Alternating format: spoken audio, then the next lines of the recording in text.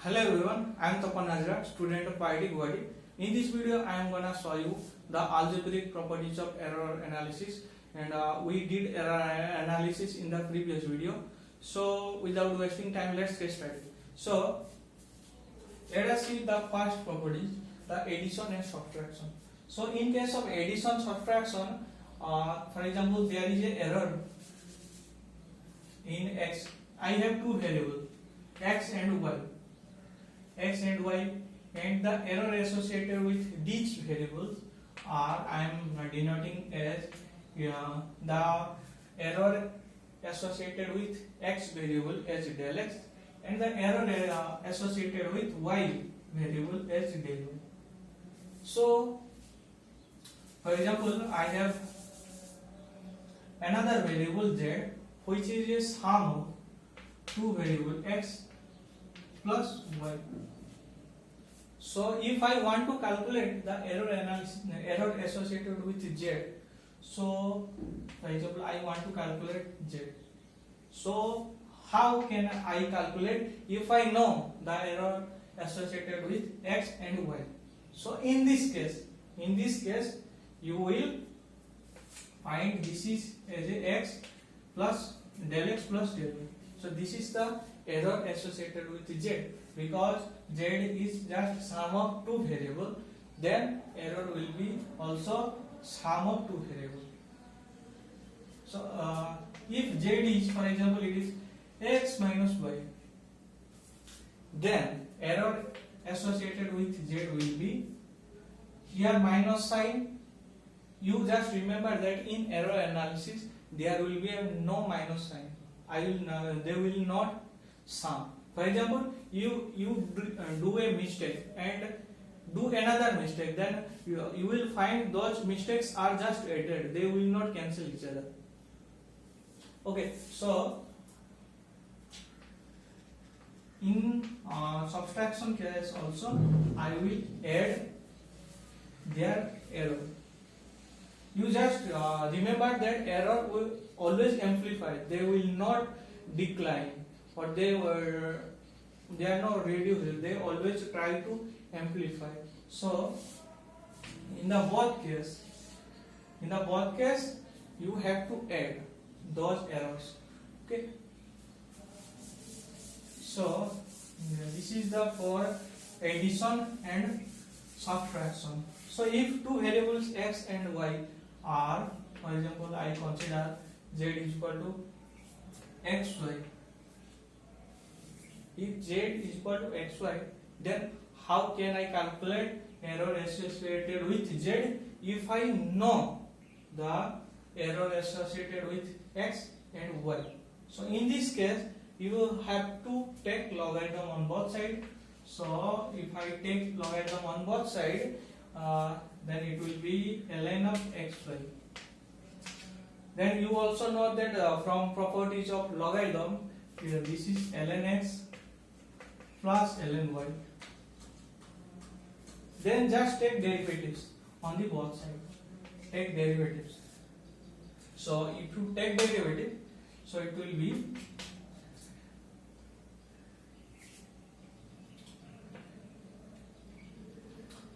del z by z, and it will be del x by x, and it will be del y by y.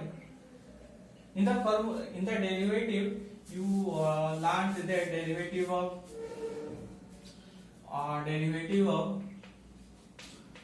d by dz of ln z.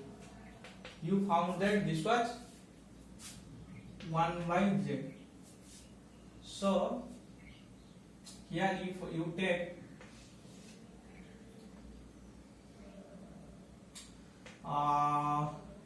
just convert d to del, just change the symbol d to del. What d says?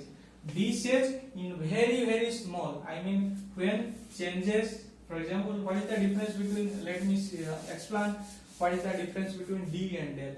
So for example, there is a variable x. So when you are writing dx means very small, I mean the it will be tends to 0, close to very 0, close to 0. But in case of del x, when you are writing the deviation, I mean variation in the x is not very small. You have to write the dx as a very small.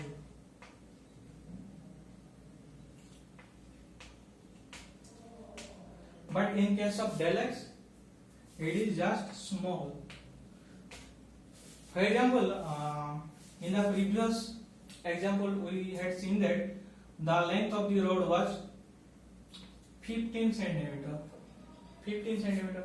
So del x will be, for example, del x I measured in the previous video. The length of this road I measured that, and that was 14.8 centimeter. For example, this is the 14.8 centimeter. So in this case I can write del x is equal to 0.2 centimeter. So this is not very small. Here you see that del x is not very small. But when I write dx, so dx must be very smaller than del 0.2. It may be, for example, 0.0002 in this order. So just compare these two values. So when I am writing dx, that means that is very small. But when I am writing del x, that is appreciable. That is not very small. That is small. So for such cases, I will convert d to del. So in such cases, you will find that if I am writing del of ln z, it will be del by del z.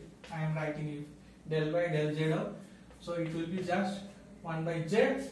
Or if I write del of ln z, it will be del z by z. So in the previous, let us continue the problem. So we had z is equal to xy, and I took ln z on the both side, then it was ln x plus ln y. Then take the derivative in term of delta function. So it will be del z by z is equal to, this will be del x by x plus del y by y. So this is how errors are added or calculated. We can, if I know the error associated with x, error associated with y, and I know the mean values of x, y, z, I can calculate the error associated with del z. Here del z will be z times del x by x plus del y by y. Let us see with an example. Perhaps you know the mirror formula. Mirror formula was 1 by v plus 1 by u equal to 1 by f. F was focal length of the mirror, u is the distance of the object from the mirror, and v is the image distance from the mirror. So if I want to calculate the error associated with focal length, if I know u and v, so what will be the error associated with focal length? So here you have to take the derivative. So with respect to derivative in term of delta function. So if you take derivative in term of delta function, so 1 by f will be 1 by f square del f. 1 by f square del f, and there will be a negative sign, but I will neglect. I have to neglect delta sign, because here I am calculating error. Or in such case you can put a bar also. You can put mod of the expression. So in this case, it will be del v by v square mod plus del v del u by u square mod. So if I know the error associated with object, error associated with image distance, error associated with object distance, and I know also the mean value of focal length, mean value of object distance, mean value of the image distance, I can calculate the error associated with focal length. This is we can calculate. So this was all about addition and subtraction. Let us see with another example. Suppose I have z is equal to x y to the power n. Then how can you calculate? You have to take logarithm on both sides. So you will take ln z will be ln x.